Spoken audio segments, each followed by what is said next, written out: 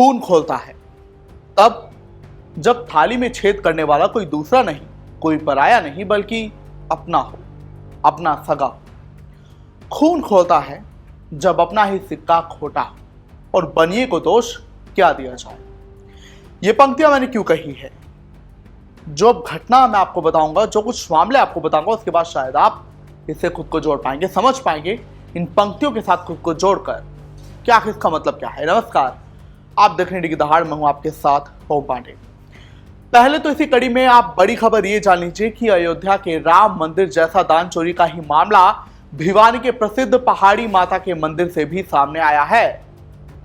बिल्कुल, अयोध्या के राम मंदिर के कथित घोटाले का वो मामला जिसमें गिरफ्तारियां हो चुकी हैं, रिमांड पर भी लिया जा रहा है। लेकिन इसी बीच भिवानी के प्रसिद्ध पहाड़ी माता मंदिर, जहां पर माता अंबा 400 फीट पहाड़ी पर बैठी हुई हैं, विराज रही हैं। 6000 साल पुराना महाभारत कालीन यह मंदिर माना जाता है। कहा जाता है कि पांडव यहां पर माता रानी के दर्शन करने आए थे। 6 महीने तक उन्होंने माता रानी की चरण सेवा की। अब इसी मंदिर में दान चोरी का मामला सामने आया है एक कर्मचारी के द्वारा। कैसे क्या कुछ है आपको बता रहे हैं।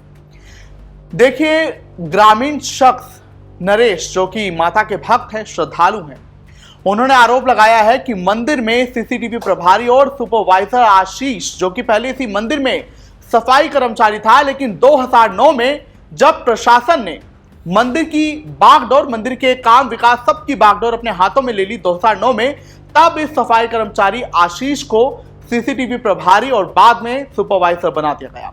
इसने दान चोरी की है, जिसके बाद उसने इस मामले की शिकायत डीसी को दी और एडीसी इस मामले की जांच अभी कर रहे हैं। इसी बीच आपको ये बड़ी हम जानकारी दे रहे हैं कि जब इस आरोपी आशीष के घर पर छापा मारा गया तो इसके घर से 13 तोले सोना और 1.5 किलो चांदी, इतने बड़ी मात्रा में सोना चांदी इसके घर से मिला, जिसकी मार्केट की कीमत 23 लाख रुपए बताई गई है। आरोप है कि इसने मंदिर में बतौर सीसीटीवी प्रभारी और सुपरवाइजर होते हुए दान चोरी को अंजाम दिया है। लेकिन अभी जांच चल रही है और मामले में अगली सुनवाई 30 जून को होनी है, क्योंकि दूसरा पक्ष पेश नहीं हो पाया था। नरेश, जो की शिकायत करता है, उन्होंने बोला कि मुझे इस पर पहले से ही शक था, लिहाजा जब मुझे इनपुट और तगड़े मिले, पुख्ता मिले, तो फिर इस मामले की शिकायत लेकर हम आगे पहुंचे डीसी के पास। उन्होंने बोला है कि इस मामले पर अभी उचित कार्रवाई नहीं हुई है। मुझ पर दबाव बनाया जा रहा है कि मैं शिकायत वापस ले लूं। उसने बोला है कि मेरी सुरक्षा पर भी सवाल उठ रहे हैं, खतरा है। हालांकि डीसी ने कहा है मामले की जांच चल रही है, प्रशासन ही ये सारा काम देखता है। जैसा मैंने आपको बताया, 400 फीट की पहाड़ी पर बना ये मंदिर है। 52 किलो का इसका सोने का गुंबद है।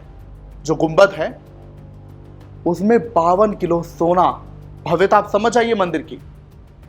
फिर दीवारें, दरवाजे, इन सब पर भी सोना चांदी लगा हुआ है। तो मंदिर की भव्यता क्या है आप समझ जाइए। लेकिन इसी मंदिर में, जहां से असम, बंगाल और भी बहुत जगहों से पैदल जत्था आता है नवरात्रों में मां के दर्शन के लिए, माता सती का यह शक्तिपीठ माना जाता है, इसी मंदिर में चोरी का यह मामला सामने आया है। हालांकि देखना होगा उसके घर से, आरोपी के घर से, जैसा कहा जा रहा है कि 13 तोले सोना और 1.5 किलो चांदी बरामद हुई है, तो अपने आप में चौंकाने वाला है। और भारत एक ऐसा देश है, हरियाणा एक ऐसा राज्य है जहां पर मंदिर ही मंदिर है।